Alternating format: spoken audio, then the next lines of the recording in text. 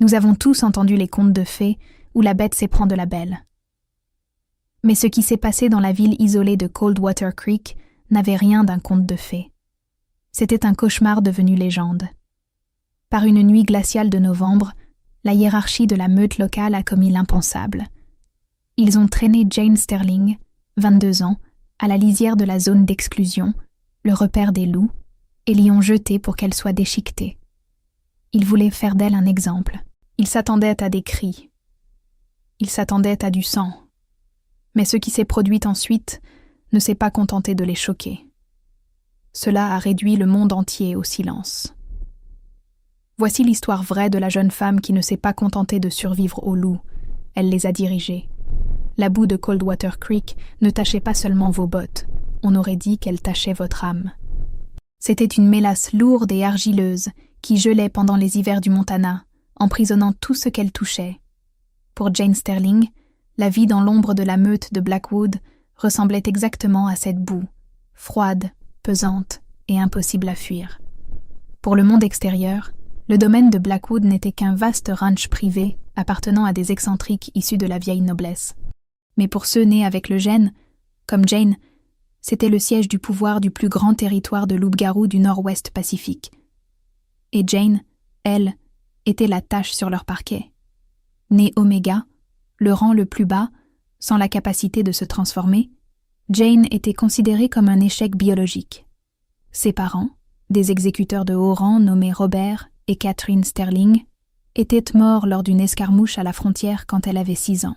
Depuis, elle était la pupille de la meute, ce qui signifiait en réalité qu'elle était la servante non rémunérée de l'alpha actuel, un homme nommé Silas Vin. Silas était tout ce qu'un alpha moderne ne devrait pas être, cruel, archaïque et obsédé par la pureté. Il dirigeait la meute comme une secte. Si vous n'aviez pas réussi votre mutation à 18 ans, vous étiez exilé. Mais Jane avait été gardée pour une raison précise. Sa lignée portait un gène récessif que Silas croyait être la clé pour renforcer sa propre lignée défaillante. Il ne voulait pas l'épouser. Il voulait la faire reproduire avec ses lieutenants comme du bétail. L'incident qui a tout changé a commencé un mardi, à l'intérieur de la vaste serre du domaine où travaillait Jane. Tu as oublié un coin, avorton. La voix appartenait à Béatrice, la compagne choisie par Silas, et la femme qui faisait de la vie de Jane un enfer. Béatrice renversa un seau d'eau savonneuse sur les baskets de Jane. L'eau était glacée.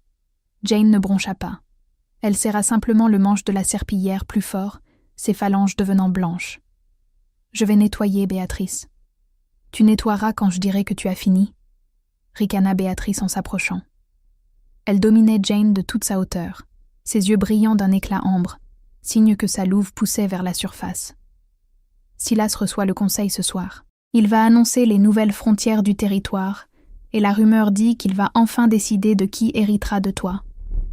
Le cœur de Jane se serra. C'était la menace qui planait sur elle depuis des mois. Silas prévoyait de l'offrir à un alpha voisin, un homme nommé Dominique, connu pour briser ses omégas en moins d'1 an. « Je ne suis pas une propriété », dit Jane, d'une voix calme mais ferme. C'était une phrase dangereuse. Dans la meute de Blackwood, les omégas ne répliquaient pas. Béatrice éclata d'un rire sec, semblable à un jappement. « Tu es une anomalie sans mutation, Jane. Tu es moins qu'une propriété. Tu as de la chance que Silas te laisse respirer le même air que nous. Si cela ne tenait qu'à moi, tu serais déjà au repère. » Le repère. Le simple mot fit chuter la température dans la serre. Le repère n'était pas une métaphore. C'était un canyon clôturé à l'autre bout du domaine, connu sous le nom de zone d'exclusion. C'était là que vivaient les férots, des loups qui avaient perdu leur esprit humain, restés en forme lupine de façon permanente, rendus fous par la soif de sang et l'isolement. Ils étaient les bourreaux de la meute. En cas de trahison, on vous y jetait. Personne n'en ressortait jamais. Ce soir-là, la tension au domaine était palpable. Jane servait des boissons dans le grand hall, essayant d'être invisible. La pièce était remplie de loups de haut rang en costumes coûteux. Silas Vin se tenait en bout de table, un verre de scotch à la main, l'air d'un prédateur accompli. Ce soir, annonça Silas d'une voix tonitruante. Nous sécurisons notre héritage. Nous purgeons les faibles pour nourrir les forts. Ses yeux se posèrent sur Jane. Elle se figea. « Jane Sterling !» appela Silas. Le silence devint de plomb. « Viens ici !» Elle ne bougea pas. Ses jambes pesaient des tonnes.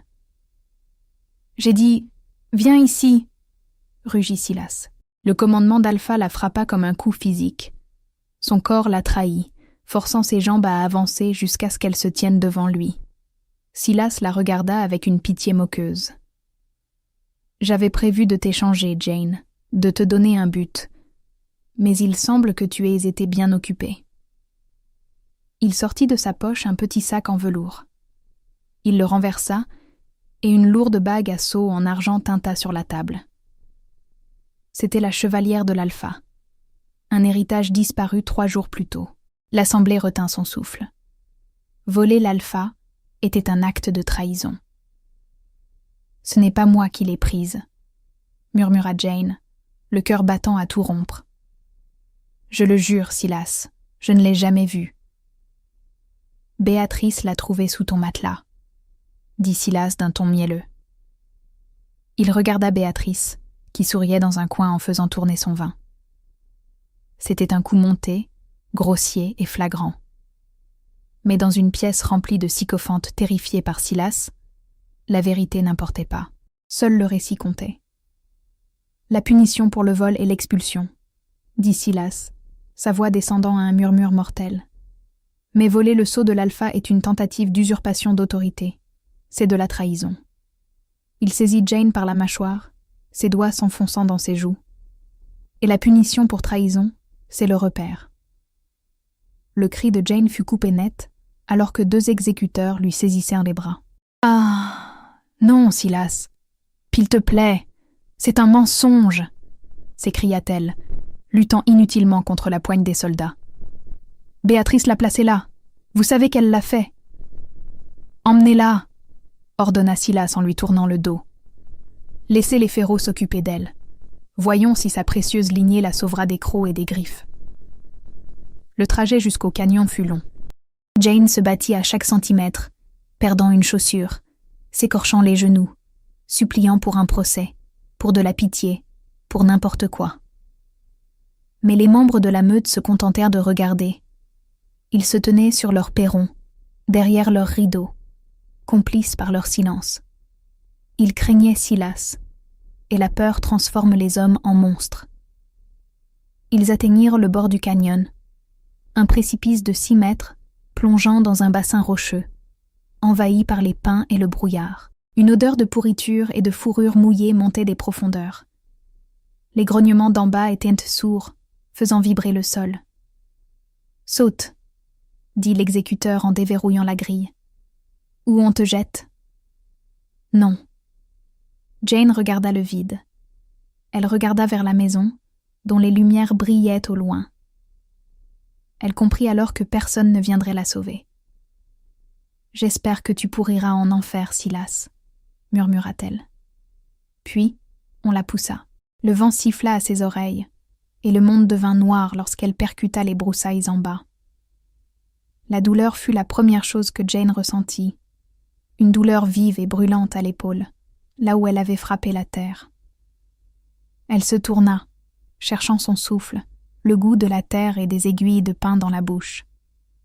Elle était vivante, mais pour combien de temps? Le fond du canyon était plus sombre que le monde d'en haut. La lune peinait à traverser la canopée dense des pins centenaires. C'était calme ici, trop calme. Les grognements qu'elle avait entendus depuis le haut s'étaient arrêtés à l'instant où elle avait touché le sol. Elle se releva péniblement, tenant son épaule démise. Elle devait trouver un abri. Une grotte, un arbre, n'importe quoi. Crac. Une branche se brisa derrière elle. Jane se figea. Elle se retourna lentement. À 10 mètres de là, émergeant de la brume, se tenait un loup. Mais ce n'était pas un simple loup, c'était un monstre. Il avait facilement la taille d'un grizzly. Sa fourrure était d'un noir de jais, souillé de boue et de cicatrices. Ses yeux étaient d'un bleu électrique perçant, inhabituel pour un loup, même pour un métamorphe. C'était un féral, une bête qui avait perdu son humanité. Jane recula, son dos heurtant l'écorce rugueuse d'un arbre. « Doucement, gentil loup », bégaya-t-elle, les larmes coulant sur son visage. Elle savait que c'était inutile. Les férods ne négociaient pas. Ils tuaient. Le loup noir fit un pas en avant, puis un autre. Il baissa la tête, dévoilant des dents semblables à des dagues d'ivoire. Un grondement sourd monta de son poitrail, si profond que Jane le sentait jusque dans ses os. Puis, des ombres à gauche et à droite, d'autres yeux apparurent. Des yeux jaunes, des yeux verts. 4 autres loups entrèrent dans la clairière, flanquant le géant noir. Ils étaient un plus petits, mais restaient massifs, secs et marqués par les combats. Ils l'encerclèrent, coupant tout issue. La meute, en haut de la falaise, s'était rassemblée le long de la balustrade. Silas, Béatrice et les membres du conseil regardaient en bas, lampes torches à la main, attendant le spectacle. « Regardez bien. » La voix de Silas descendit, déformée par le vent. « C'est le prix de la désobéissance. » Jane ferma les yeux. Elle refusait de donner à Silas la satisfaction de l'entendre crier à nouveau. Elle se prépara à sentir sa chair se déchirer. Le loup noir bondit. Jane tressaillit, mais l'impact ne vint jamais. À la place, un souffle d'air chaud frappa son visage. Elle ouvrit les yeux. Le loup noir était à quelques centimètres de son nez. Il ne la mordait pas. Il la reniflait. Il inspira profondément, son museau frôlant son cou, juste au-dessus de son pouls. Le grondement dans son poitrail s'arrêta brusquement. Les autres loups s'immobilisèrent, observant leur chef. Le loup noir se recula légèrement et regarda Jane dans les yeux. À ce moment-là, Jane vit quelque chose qui n'aurait pas dû être là. De l'intelligence, de la tristesse, de la reconnaissance. Ce n'étaient pas des férods. En haut de la falaise, les murmures commencèrent. « Pourquoi n'attaque-t-il pas ?» demanda quelqu'un. « Qu'est-ce qu'il attend ?» hurla Silas. « Tue-la ! Déchiquette-la !» Le son de la voix de Silas sembla déclencher quelque chose chez le loup noir. Il ne regarda pas Jane avec rage. Il leva les yeux vers la falaise, avec une haine si palpable qu'on aurait dit de la chaleur. Puis, il fit l'impossible. Le massif loup noir tourna le dos à Jane. Il s'assit sur ses hanches, se plaçant directement entre elle et les autres loups. Il laissa échapper un jappement sec et autoritaire. Immédiatement, les 4 autres loups se couchèrent sur le ventre. Ils ne s'accroupissaient pas pour bondir. Ils s'inclinaient. Ils s'inclinaient devant elle. Le silence qui s'abattit sur le canyon et la foule en haut fut absolu. C'était un silence lourd, étouffant. Le vent sembla s'arrêter. Les grillons cessèrent leur chant. Jane restait là, tremblante, sa main flottant au-dessus de la fourrure du loup noir. Elle ne comprenait pas. Elle était une oméga, une anomalie. Pourquoi les tueurs les plus redoutables du territoire la protégeaient-ils ? Le loup noir la regarda par-dessus son épaule. Il poussa doucement son bras blessé du museau, puis regarda vers une grotte cachée dans la paroi rocheuse. C'était une invitation. « Qu'est-ce que c'est que ça ?» hurla Béatrice depuis la falaise, sa voix déraillant sous la panique. « Pourquoi ne la tue-t-il pas ?» Silas restait muet. Il serrait la balustrade si fort que le métal gémissait. Il connaissait les légendes. Il connaissait les vieilles histoires sur l'alpha véritable, la lignée capable de commander à la nature elle-même, la lignée que l'on pensait éteinte depuis 50 ans. Au fond du gouffre, le loup noir renversa la tête et poussa un hurlement. Ce n'était pas le cri chaotique d'un féral. C'était un chant de guerre mélodique et harmonisé. Les 4 autres se joignirent à lui. C'était une déclaration. Jane leva les yeux vers Silas, sa peur remplacée par une soudaine décharge d'adrénaline. Elle comprit alors qu'on ne l'avait pas jeté dans un repère de monstres. On l'avait jeté au milieu d'une armée, et ils attendirent leur général. Le loup noir se leva, lui offrant son flanc pour s'appuyer. Jane hésita, puis plongea sa main dans sa fourrure épaisse et rêche. C'était chaud. On aurait dit la maison. Elle s'appuya contre lui, et pour la première fois de sa vie, elle ne se sentit pas comme l'avorton de la portée. Elle regarda les faisceaux des lampes fendre l'obscurité. « Ils m'ont jeté au loup », murmura-t-elle, une puissance étrange bouillonnant dans sa poitrine. « Mais les loups m'appartiennent. » Le loup noir commença à la guider vers la grotte, les 4 autres se mettant en formation autour d'eux. Une phalange de fourrures et de crocs protégeant la jeune femme que tout le monde croyait sans valeur. Au-dessus d'eux, Silas Vin recula d'un pas, le visage livide. Il se tourna vers son chef de la sécurité. « Scellez le canyon !» ordonna-t-il, la voix tremblante. « Scellez-le maintenant. Rien ne doit sortir. Si elle s'échappe, nous sommes tous morts. » Mais il était trop tard. L'équilibre des forces avait déjà basculé. À l'intérieur de la grotte, loin des regards indiscrets de la falaise, le loup noir s'effondra sur le sol de pierre. Son corps commença à se tordre, les os craquant et se remodelant. La fourrure se résorba, le museau raccourci. Jane retint son souffle et se plaqua contre la paroi. Un instant plus tard, un homme gisait, haletant, sur la pierre froide. Il était nu, couvert de cicatrices, ses cheveux sombres collés par la sueur. Il leva les yeux, et ces mêmes yeux bleus électriques transpercèrent l'âme de Jane. « Tu as mis du temps à arriver, Jane », croassa l'homme, sa voix ressemblant au bruit de gravier que l'on broie. Jane resta bouche bée. « Qui êtes-vous ? Comment connaissez-vous mon nom ?» L'homme se redressa en grimaçant. « Je suis Kalin, » dit-il. « Kalin Blackwood, l'héritier légitime de cette meute et l'homme que Silas a assassiné il y a 3 ans. » Le cœur de Jane s'arrêta. Kalin Blackwood était une légende urbaine. Il était censé être mort dans un accident de voiture en Europe. « Vous êtes mort, » murmura-t-elle. « Pas mort, » grogna Kalin, un sourire dangereux flottant sur ses lèvres. « Enterré, en attendant la clé qui briserait la malédiction. » Il la regarda fixement. « Et toi, petit Oméga, tu es cette clé. » Le feu dans la grotte était petit, sans fumée, alimenté par de la mousse sèche. Il jetait de longues ombres dansantes sur les parois de calcaire, éclairant les visages des 5 hommes censés être morts. Jane était assise sur un rocher plat, une couverture de laine élimée sur les épaules.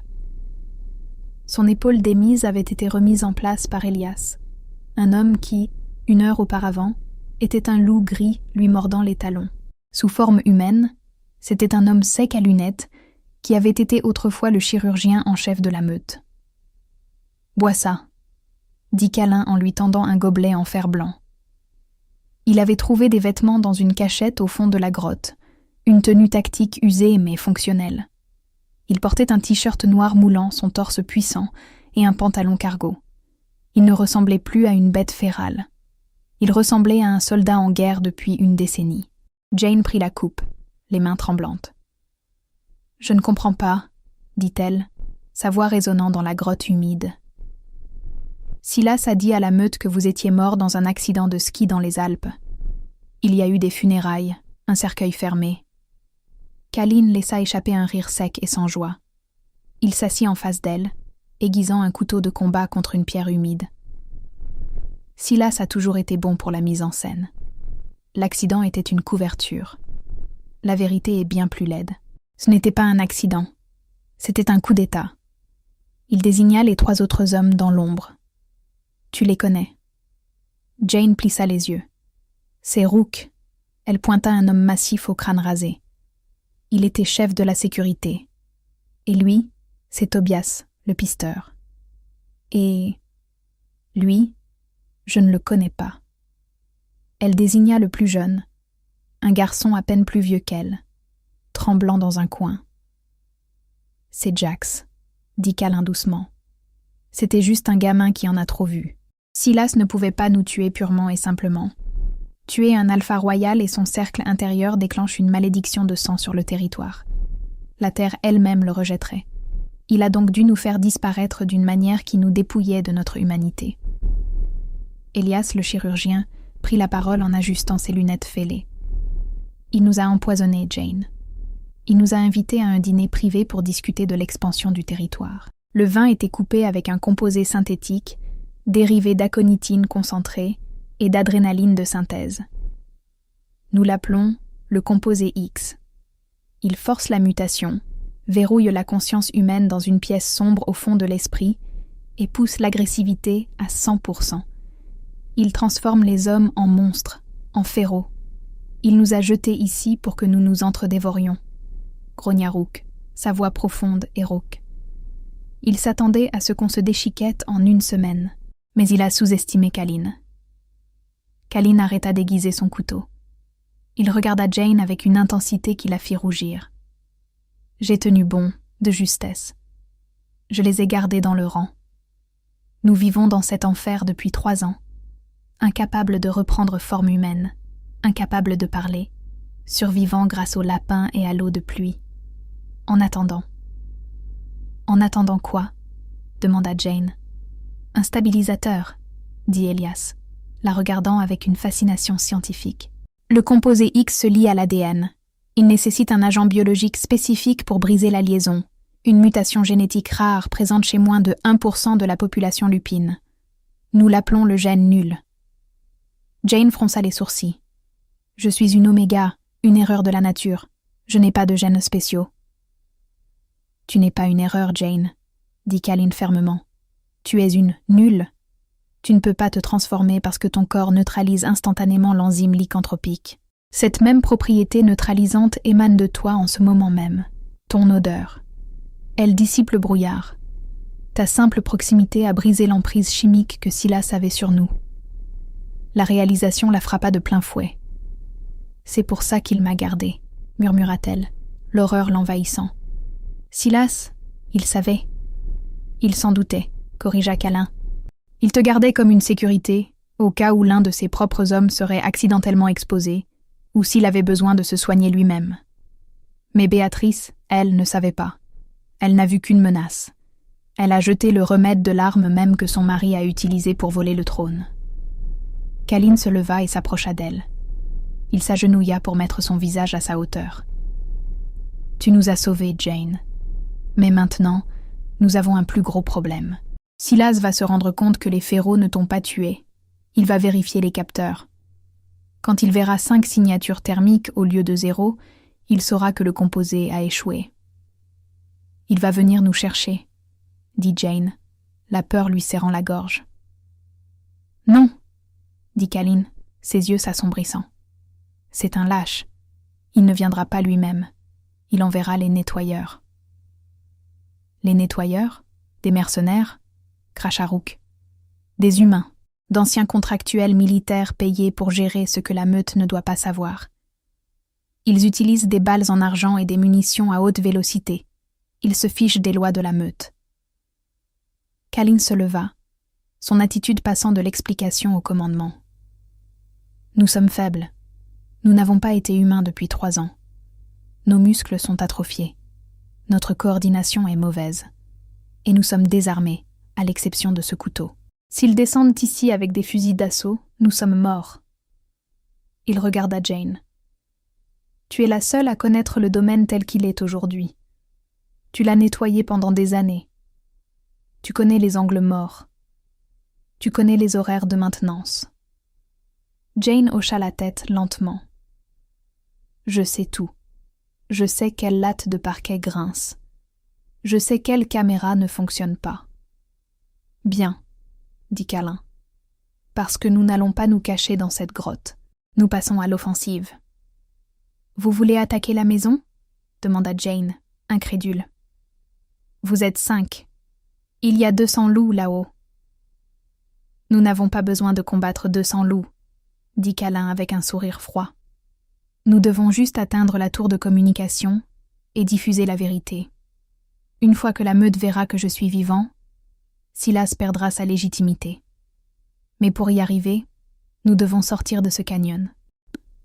La seule sortie est la porte principale, dit Jane, et elle est gardée. Non, dit Kalin. Il doit y avoir un autre chemin. Les vieilles cartes indiquaient un système de drainage pour les mines d'argent qui passaient sous le domaine dans les années 1920. Les yeux de Jane s'agrandirent. Le gosier du diable? Kalin hocha la tête. Tu connais? J'y ai souvent caché des choses quand Béatrice était en crise, dit Jane. L'entrée est immergée dans le ruisseau à environ 1 kilomètre au nord, mais elle est bloquée par une grille. Rook peut s'occuper d'une grille, dit Kalin. Il se tourna vers ses hommes. Préparez-vous. On bouge dans 10 minutes. Jane ouvre la marche. Pour la première fois de sa vie, Jane n'était plus la fille qui frottait le sol. C'était elle qui tenait la carte. Le canyon était silencieux, mais pas vide. Jane avançait tête baissée dans les broussailles, ses baskets glissant sur les aiguilles de pin mouillées. Derrière elle, 5 ombres massives se déplaçaient avec une grâce prédatrice. Même sous forme humaine, Callan et ses lieutenants bougeaient comme des loups, silencieux, efficaces, communiquant par des signaux manuels que Jane peinait à interpréter. Ils s'approchaient du lit du ruisseau nord quand Tobias, le pisteur, leva le poing. « Halte !» Il tapota son oreille, puis désigna la ligne de crête au-dessus d'eux, à l'est. Kalin rampa vers l'avant, se glissant à côté de Jane. Il pressa son torse contre son dos, sa bouche près de son oreille. « Contact !» souffla-t-il. « À 300 mètres, face au vent. » Jane plissa les yeux. Au début, elle ne vit rien. Puis, un reflet de lune sur du métal. Une lunette de visée. « Ils ont envoyé les nettoyeurs rapidement, » chuchota Calin. « Silas ne prend aucun risque. »« Combien ?» chuchota Jane en retour. « 4 sur la crête. Probablement une équipe de rabatteurs venant du sud pour nous pousser vers la zone de tir des tireurs d'élite. » Kalin la regarda. « Ils nous encerclent. »« Ils pensent que nous sommes des animaux, » comprit Jane. « Ils nous chassent comme des cerfs. »« Exactement, » dit Kalin. « Alors montrons-leur que nous ne sommes pas des proies. » Il se tourna vers Rook et Elias. « Rook, prends le flanc gauche. Contourne l'équipe de rabatteurs. N'engage le combat que lorsque tu es à portée de griffe. Le silence est primordial. Elias, tu viens avec moi. On attire leur feu. »« Et moi ?» demanda Jane. Calin la regarda. On voyait un conflit dans ses yeux.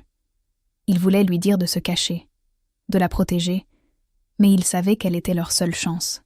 « Tu es l'appât. » Jane cligna des yeux. « Pardon ?»« Ils cherchent une fille et 5 loups, » expliqua Calin rapidement. « S'ils voient la fille, ils hésiteront. Ils ont ordre de vérifier la mise à mort. Cette hésitation nous offre les secondes dont nous avons besoin. » Il lui tendit son couteau de combat. « Si quelqu'un s'approche trop, plante-le dans le cou. N'hésite pas. » C'était un plan fou, un plan suicide. « D'accord, » dit Jane, sa voix ne tremblant que légèrement. « On y va. » Elle sortit de l'abri des arbres pour entrer dans la petite clairière éclairée par la lune. Elle resta là, exposée, son cœur frappant sa poitrine comme un oiseau en cage. Elle leva les mains en l'air. « À l'aide !» hurla-t-elle, sa voix déchirant le silence. « Ils sont morts, les loups sont morts, ne tirez pas !» Un point laser apparut instantanément sur son torse. Depuis la crête, une voix grésilla dans un haut-parleur. « Cible acquise, femme non armée, ne tirez pas !» Une autre voix résonna. « Silas veut des preuves, avancez !» Un bruissement dans les buissons à sa droite. 3 hommes émergèrent, vêtus de noir tactique, équipés de lunettes de vision nocturne et de fusils AR-15 avec silencieux. Ce n'étaient donc pas des loups. Ils sentirent la poudre et l'eau de Cologne bon marché. Le chef des mercenaires s'approcha d'elle, arme épaulée. « Où sont les cadavres, petite ?»« Là-bas, » sanglota Jane, en pointant un bosquet dense de fougères. « Ils se sont entretués. Je me suis cachée. » Le mercenaire fit signe à ses 2 partenaires. Ils abaissèrent légèrement leurs armes, s'avançant vers les fougères, confiants dans leur supériorité. « On vérifie, » dit le chef. Il reporta son attention sur Jane, saisissant sa radio. « Alpha Ven, ici équipe 1. Nous avons la fille. Les cibles semblent abattues. Nous procédons à la vérification. Reçu, grésilla la voix de Silas. Mettez-lui une balle dans la tête une fois la vérification faite. Pas de témoin. Le mercenaire regarda Jane, les yeux froids derrière ses lunettes. Désolée, ma belle. C'est le business. Il leva son fusil. Crac. Le son n'était pas celui d'une branche. C'était celui d'une nuque qui se brise. Le mercenaire derrière le chef s'effondra silencieusement, la tête tournée selon un angle contre nature. Rook se tenait derrière lui, imposant comme une gargouille. Le chef pivota sur lui-même. Contact! Avant qu'il ne puisse presser la détente, une masse en mouvement jaillit des fougères. Kalin percuta l'homme avec la force d'un train de marchandises. Il n'utilisa pas ses dents. Il utilisa une pierre, l'écrasant contre la tempe du mercenaire avec une efficacité brutale. L'homme s'écroula. Le troisième mercenaire tenta de fuir, mais Elias était là pour lui faire un croche-pied. L'homme tomba, et Tobias l'acheva d'un coup sec à la gorge. Tout était fini en 4 secondes. 3 tueurs hautement entraînés neutralisés par des fantômes. Kalin se tint au-dessus du chef, respirant bruyamment. Il arracha la radio de la veste du mort. Équipe 1. La voix de Silas retentit. Rapport. C'est fait? Kalin pressa le bouton d'émission. Il ne répondit pas tout de suite. Il laissa le silence s'étirer, pesant et menaçant. Salut, frangin, dit enfin Kalin. Sa voix était calme, terrifiante de sang-froid. Un fracas retentit à l'autre bout, comme un verre se brisant contre un mur. Impossible, murmura Silas. Je viens reprendre ma place, Silas, dit Kalin, et je ramène l'enfer avec moi. Il broya la radio dans sa main, faisant éclater le plastique et le métal. On doit bouger, ordonna Kalin en jetant les débris. Il sait qu'on est opérationnel. Il va envoyer toute la garde de la meute maintenant, plus de contractuels. Il se tourna vers Jane. Guide-nous vers le gosier du diable, maintenant. Ils coururent. Ils ne rôdaient plus. Ils sprintaient. Jane les guidait à travers les ronces, ignorant les griffures sur son visage. Ils atteignirent le lit du ruisseau, l'eau glacée les éclaboussant. Là, pointa Jane. À moitié immergée dans la rive boueuse, se trouvait une grille en fer rouillé, couverte d'algues et de lianes. Elle paraissait impénétrable. « Rook !» aboya Kalin. L'homme massif s'avança dans l'eau. Il saisit les barreaux de fer, ses biceps gonflants, les veines de son cou saillantes. Il laissa échapper un grognement sourd, canalisant une mutation partielle, puisant dans la force du loup sans changer de forme. Dans un cri de métal déchiré, la grille gémit et se tordit. Rook l'arracha de son socle en béton. « Dedans! Allez !» cria Kalin. Jane s'engouffra dans le tunnel sombre et humide. L'odeur était atroce, eau stagnante et rouille, mais c'était l'odeur de la liberté. Les hommes la suivirent, Kalin fermant la marche. Juste au moment où Kalin se baissait pour entrer, une grêle de balles éclata depuis la lisière des arbres derrière eux. Des impacts étincelèrent contre l'entrée en pierre. « Allez, ne vous arrêtez pas !» hurla Kalin en poussant Jane en avant. Ils étaient dans les tunnels. Ils étaient sous le domaine. « Par où ?» demanda Kalin, sa voix résonnant dans l'obscurité totale. « À gauche » dit Jane, visualisant la carte qu'elle avait mémorisée des années auparavant en époussetant la bibliothèque. « Ça mène à la cave à vin, sous le grand hall. »« Parfait, » dit Kalin. « Silas reçoit le conseil ce soir. Nous allons gâcher la fête. » Alors qu'ils avançaient péniblement dans l'eau jusqu'aux genoux, l'adrénaline commença à retomber, remplacée par une étrange tension vibrante entre Jane et Kalin. « Tu as assuré là-bas, » dit doucement Kalin en se portant à sa hauteur. « J'étais terrifiée, » admit Jane. « C'est ça qui t'a rendue courageuse, » répondit Kalin. Il chercha sa main dans l'obscurité et la trouva. Ses doigts étaient rugueux, calleux et chauds. Il entrelaça ses doigts aux siens. « Tu n'es pas une oméga, Jane. Je me moque de ce que disent tes analyses de sang. Tu as le cœur d'une reine. » Jane sentit une décharge parcourir son bras. Ce n'était pas seulement la peur ou l'adrénaline. C'était le lien de compagnon. Elle l'avait ressenti faiblement auparavant. Mais maintenant que Kalin était pleinement humain et concentré sur elle, c'était indéniable. « Kalin, murmura-t-elle, si on arrive là-haut et que tu gagnes, qu'est-ce qu'il adviendra de moi ?» Kalin serra sa main plus fort. « Si nous gagnons, tu ne nettoieras plus jamais un sol de ta vie. Tu seras à mes côtés.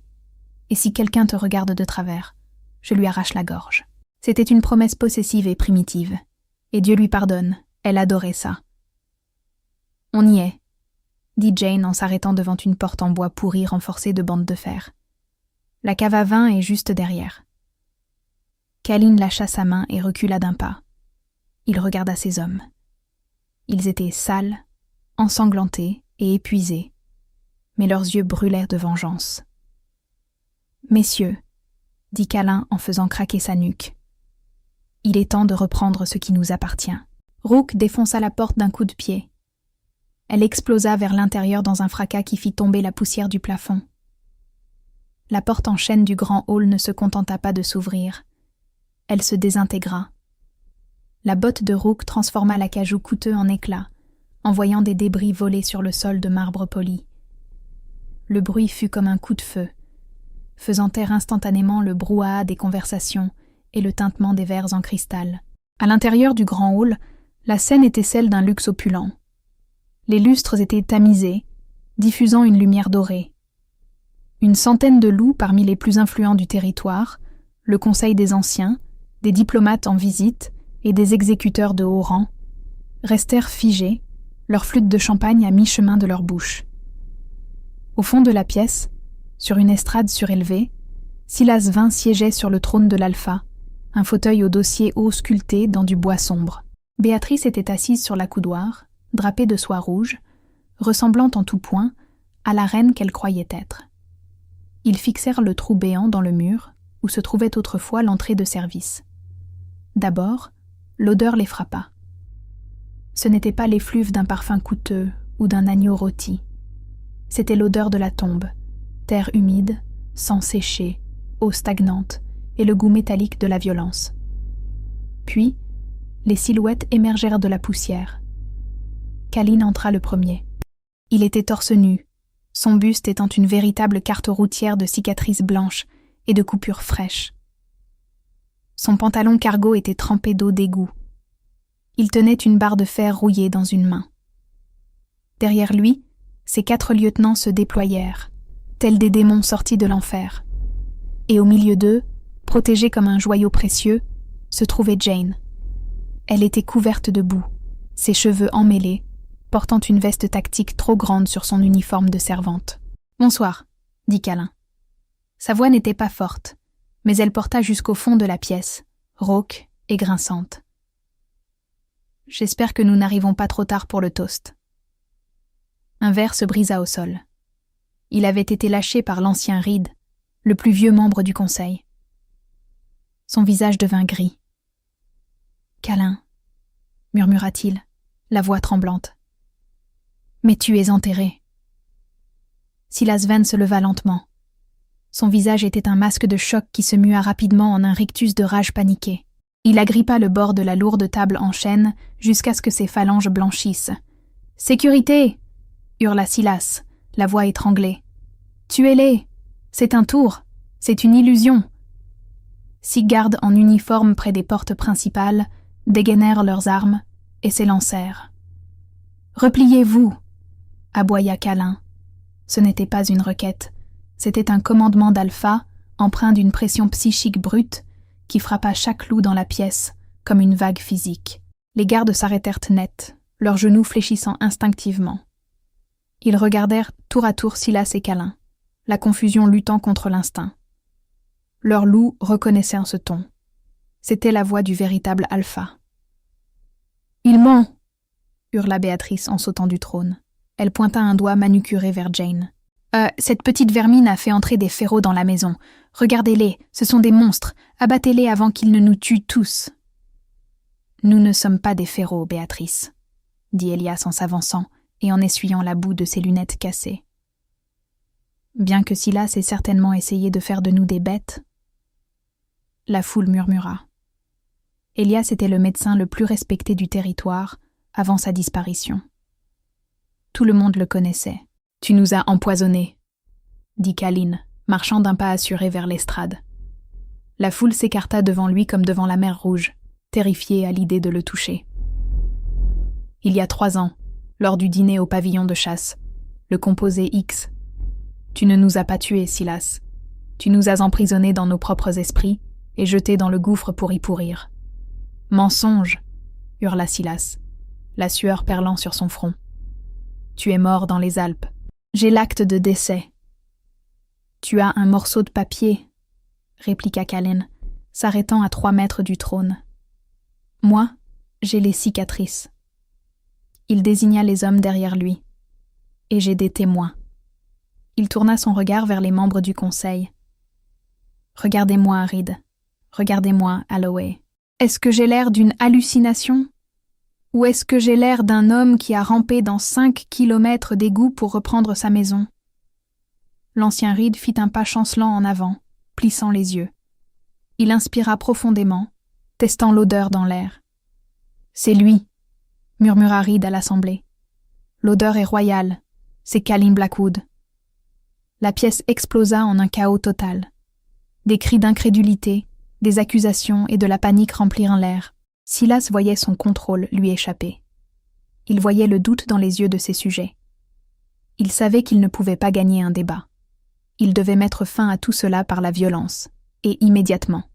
« Ce sont des traîtres », éructa Silas, en sortant un Desert Eagle argenté d'un holster sous sa veste. « Je suis l'alpha, j'exige l'ordre. » Il braqua l'arme sur la poitrine de Callan.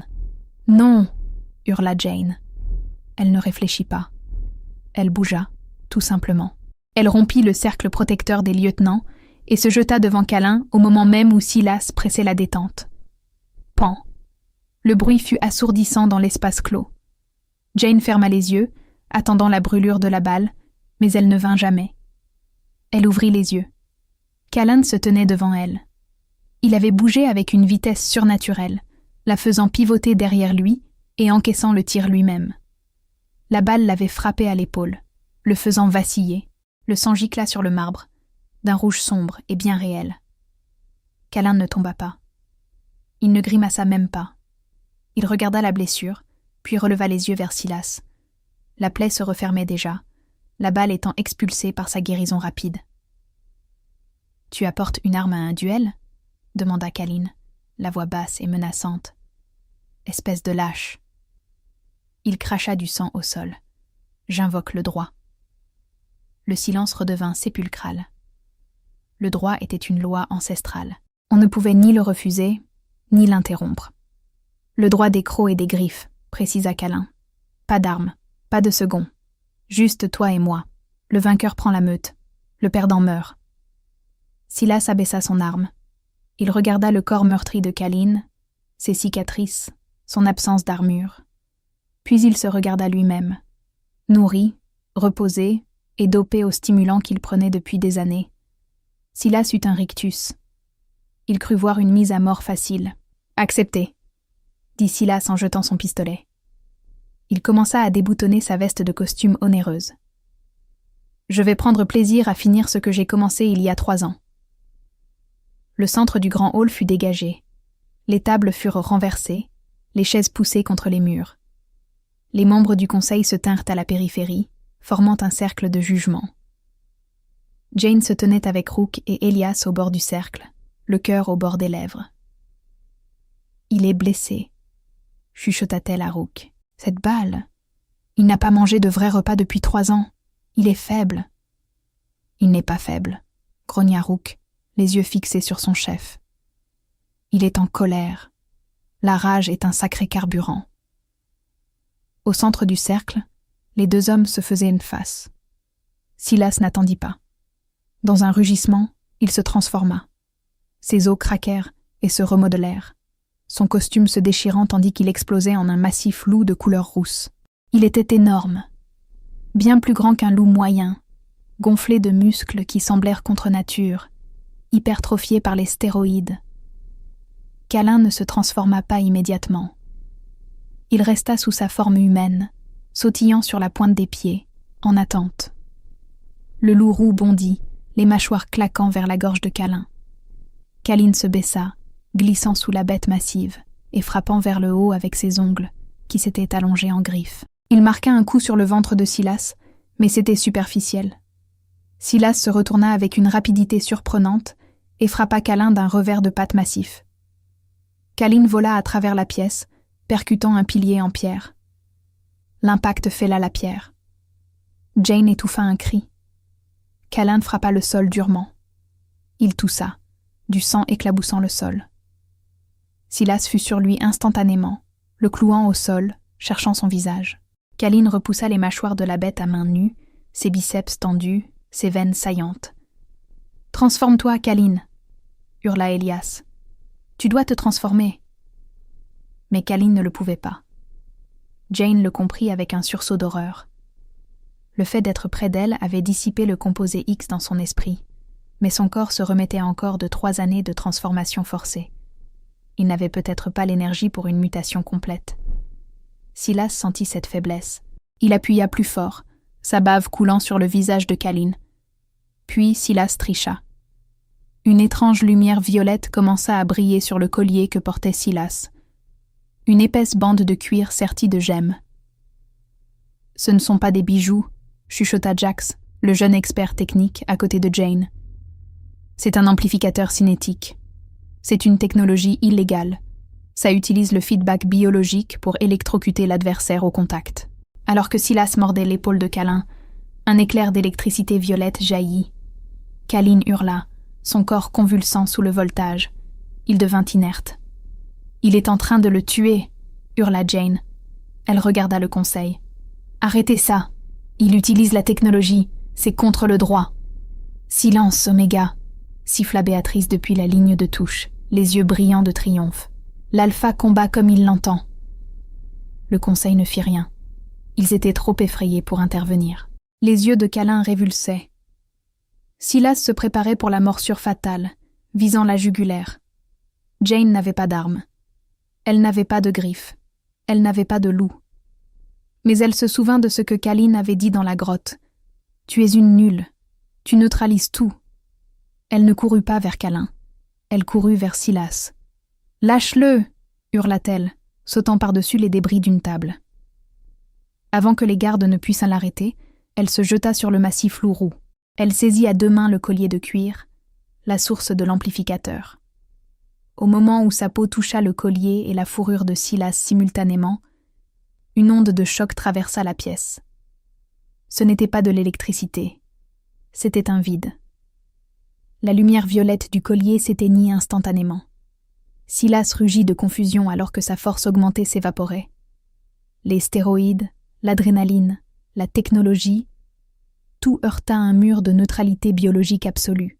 Pendant une fraction de seconde, Silas n'était plus un super-loup. Il n'était qu'un homme dans un costume de loup, dépouillé de ses avantages artificiels. Il se cabra, éjectant Jane. Elle vola en arrière, percutant lourdement le sol et glissant jusqu'aux pieds de Béatrice. Mais elle avait offert à Câlin la seconde dont il avait besoin. Le choc du contact nul avait brisé la paralysie de Câlin. Il poussa un rugissement qui fit vibrer les lustres, puis il se transforma. Ce fut violent et instantané. Une seconde, il était un homme. La suivante, il était le loup noir du gouffre. Mais il n'était plus la créature affamée de tout à l'heure. Poussé par une furie pure, il sembla doubler de volume. Silas se retourna, mais il fut trop lent. Le loup noir le percuta comme un boulet de canon. Il n'y eut pas de lutte cette fois, pas de duel. Câlin saisit Silas par la nuque, souleva la bête massive dans les airs et l'écrasa sur le sol de marbre. Crac! Silas jappa, tentant désespérément de se relever. Câlin ne le laissa pas faire. Il mordit la patte arrière de Silas, brisant l'os net. Silas hurla d'agonie. Câlin le relâcha et recula. Il reprit sa forme humaine, se tenant nu et ensanglanté au-dessus de l'usurpateur brisé. Silas, forcé de reprendre forme humaine par la douleur, restait prostré au sol, en pleurs. Sa jambe était en miettes. Il paraissait petit, pathétique, et totalement vaincu. Calin regarda le conseil. « Est-ce là votre alpha » haleta-t-il. « Ce tricheur, ce lâche ?» L'ancien Reed secoua lentement la tête. Il posa un genou à terre. « Non, » dit-il d'une voix claire. « La meute suit le vainqueur. » Un par un, les loups dans la pièce s'agenouillèrent. Les gardes, les diplomates, le personnel. Seule Béatrice restait debout. Elle reculait vers la porte, le visage pâle comme un linge. Elle serrait son sac à main, cherchant une issue des yeux. Jane se leva, essuyant le sang de sa lèvre. Elle vit Béatrice tenter de s'éclipser. « Tu vas quelque part, Béatrice ?» demanda Jane. Sa voix n'était pas forte, mais dans la pièce silencieuse, elle résonna comme un coup de maillet. Béatrice se figea. Elle regarda Jane, puis Calin, qui l'observait avec des yeux froids et prédateurs. « Je voulais juste... » bégaya Béatrice. « Jane, ma chérie, tu sais bien que je ne pensais pas à mal. Je ne faisais que ce que Silas me disait. Je peux expliquer. »« Tu as renversé mon seau, » dit Jane, marchant lentement vers elle. « Tu m'as piégée pour le vol.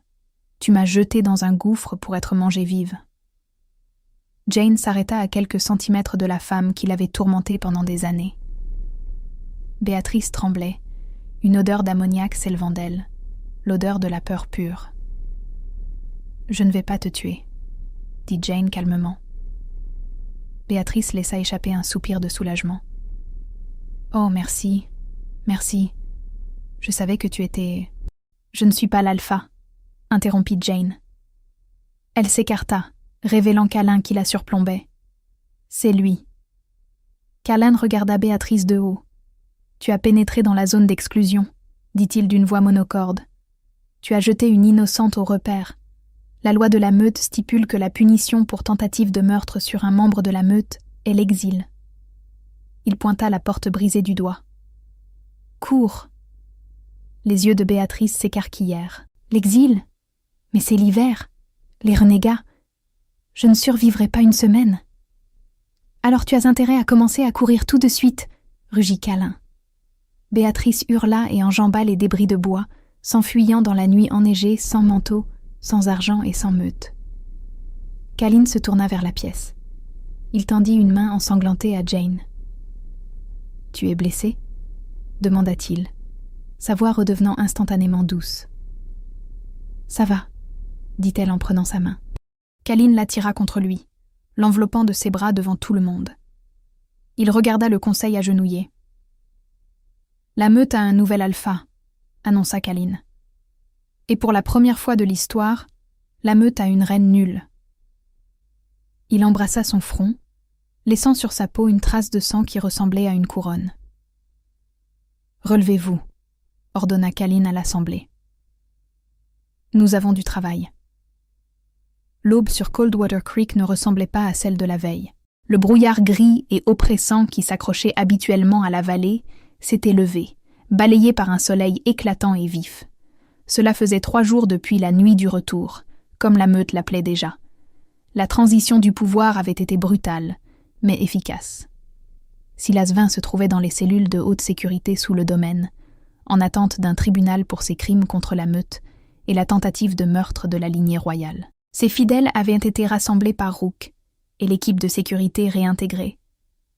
Mais le plus grand changement ne se trouvait pas dans les cellules. C'était dans la serre.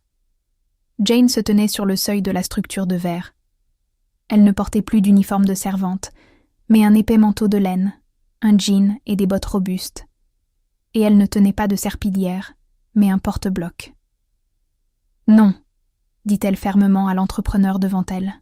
« Nous ne la démolissons pas, nous l'agrandissons. » L'entrepreneur, un loup nommé Miller qui l'ignorait autrefois quand elle lui demandait de déplacer son camion, hocha la tête avec respect.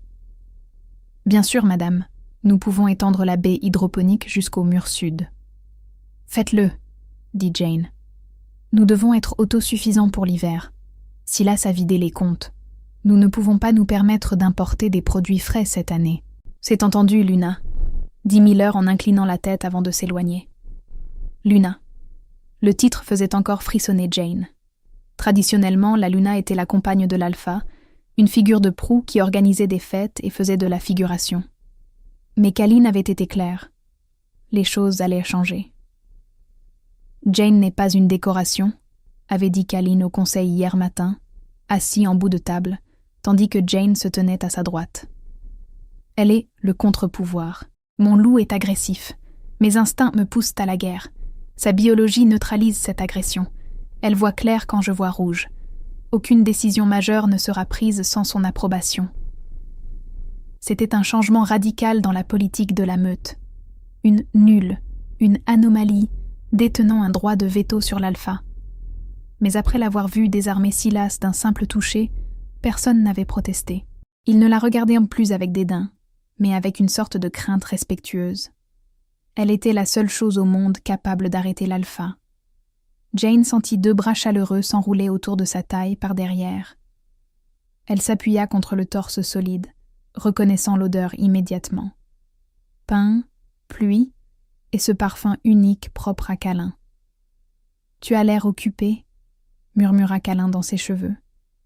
Il avait meilleure mine. Ses joues se creusaient moins. Les cernes sous ses yeux s'estompaient. Il était toujours balafré, toujours dangereux, mais il n'était plus hanté. « Je répare tes bêtises » taquina Jane en se tournant dans ses bras. Silas a laissé les infrastructures pourrir pendant qu'il achetait des toilettes en or. Le toit de la serre fuit, les clôtures sont rouillées, et l'école, Kalin. L'école des petits est un désastre. « Répare tout ça » dit simplement Kalin. « Tout. Rook a trouvé les comptes offshore de Silas ce matin. Nous avons l'argent. » Il la regarda, son expression devenant sérieuse. « Il y a autre chose. »« Quoi ?»« Le repère, » dit Kalin. « Le conseil veut le sceller, le remplir de béton pour enterrer le souvenir. » Jane regarda par les parois de verre vers le canyon lointain. « Non. » Kalin haussa un sourcil. « Non, ne le scellez pas, » dit-elle. « Nettoyez-le, enlevez les ossements, plantez des arbres, faites-en un mémorial. » Elle le regarda dans les yeux. « Si nous enterrons le passé, nous l'oublions. Et si nous l'oublions, un autre Silas finira par arriver. » Kalin sourit, un sourire lent et sincère qui atteignit ses yeux. « C'est pour ça que tu es la reine, » murmura-t-il. Il l'embrassa tendrement. Ils sortirent ensemble de la serre, main dans la main, dans le matin clair et froid. Alors qu'ils traversèrent la pelouse vers la maison principale, un groupe de jeunes loups, des petits qui n'avaient pas encore mué, s'arrêtèrent de jouer pour les regarder. Une petite fille, une oméga aux genoux écorchés, fit un signe de la main timide. Jane lui rendit son salut. La petite se tourna vers son amie et chuchota bruyamment. « C'est elle, c'est la fille qui a dompté les monstres. » Jane serra la main de Kalin. Ils n'avaient pas seulement survécu au repère. Ils en étaient les sortis, et ils avaient entraîné le reste de la meute avec eux. La boue de Coldwater Creek ne tachait plus. C'était simplement de la terre, et elle était prête à laisser pousser quelque chose de nouveau. Et c'est ainsi que s'achève l'histoire de Jane et du roi loup. Elle nous rappelle que, parfois, ce que la société appelle des défauts sont en réalité nos plus grandes forces. Jane n'était pas puissante, parce qu'elle avait des griffes ou des crocs. Elle était puissante parce qu'elle était le calme au centre de la tempête. Elle a prouvé que le véritable leadership ne consiste pas à rugir le plus fort, mais à savoir qui l'on est prêt à protéger quand l'obscurité se referme. Si vous avez aimé cette histoire de trahison, de vengeance et de rédemption, n'hésitez pas à liker la vidéo. Cela aide vraiment la chaîne à grandir. N'oubliez pas de vous abonner et d'activer la cloche pour ne manquer aucun récit. Et dites-moi en commentaire, pensez-vous que Silas a eu ce qu'il méritait ou l'exil était-il trop doux pour Béatrice ? Merci d'avoir regardé et à bientôt pour la prochaine histoire.